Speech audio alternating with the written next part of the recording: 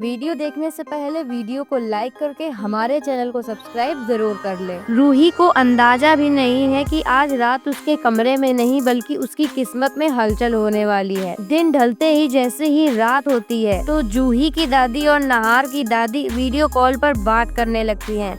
वहाँ दोनों की बातचीत धीरे धीरे एक गहरी साजिश में बदल जाती है और जैसे ही नहार की दादी रूही को एक जगह पर डायरी पर कुछ लिखते हुए देखती है, वो रूही की दादी से कहती है कि तुम्हारी रूही देखो कुछ पढ़ रही है शायद। तब वहाँ पर जो रूही की दादी होती है वो कहती है कि वो कुछ पढ़ नहीं रही होगी, वो अपनी डायरी पर कुछ लिख रही होगी। वहीं पर यही बात करते हुए उन दोनों को एक आइडिया आ जाता है और वो आइडिया एक साजिश में बदल जाता है। योजना बिल्कुल साफ थी कि रूही की अब वो डायरी ही निकालनी है जिसमें उसने खुद को पूरी तरह से खोल रखा है, जहाँ पर वो अपनी कोई भी बात नहीं छुपाती है, अपने दिल की पूरी बात लिखती है। रात होते ही घर के सभी लोग सो जाते हैं और वहीं पर रूही भी अपने कमरे में जाकर आराम से सो जाती है बेफिक्र होकर। उसे जरा भी अंदाजा नहीं होता कि कोई उसकी डायरी तक पहुँचने वाला है जिसमें उसकी जिंदगी का पूरा सार लिखा है। और उसी वक्त जैसे ही रूही की आंख लग जाती है तभी दादी दबे पांव धीरे धीरे कमरे में आती है और हाथ में मोबाइल होता है जिसकी टॉर्च जल रही होती है। वो टॉर्च जलाकर डायरी ढूंढने ही आई होती है और दादी कमरे में आते ही एक एक जगह देखती हैं, सामान हटाती हैं, लेकिन जो ढूंढ रही होती हैं वो डायरी उन्हें नहीं मिलती। और इसी बीच जब दादी डायरी ढूंढ ही रही होती हैं तभी रूही नींद में करवट बदलती है। उसका हाथ अचानक हिल जाता है और दादी एक पल के लिए वहीं थम जाती है।